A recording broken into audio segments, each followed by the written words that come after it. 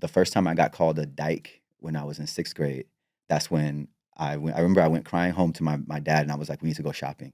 And that's when I instead of like going to shop in the boys section, I went to shop in the girls section to wear more feminine clothes when I was in middle school.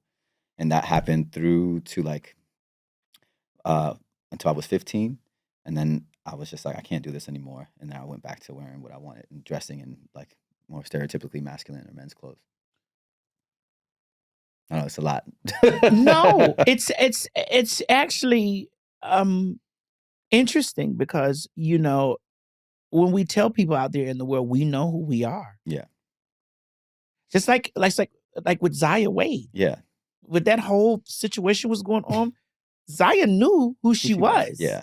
And everybody out there in social media was like, Dwayne Wade shouldn't make that girl make his like, son be the. It's like he ain't making nothing. Like she's being who she is. She knows that she, you know, and you knew that you were more masked. You know, you were a man. You know, you were a man. And I knew it was definitely different from like I spoke to like my mask of center like lesbian friends, and I would ask them like the studs. I was like, so how do you feel about your body? Like, is this something that like you comfortable with your breasts? Are you comfortable with this and that? And they were just like, yeah, I love being a woman. This is how I feel comfortable. And I was like, that's when I knew. I was like, okay, this is not the same. There's something else happening here.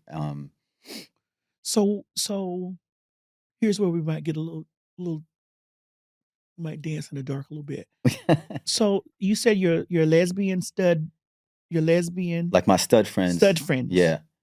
And they said that they're happy with their breasts, they're happy with their woman, their body. So so would they fall into the non-binary category? Honestly, so I think that again, language is always changing.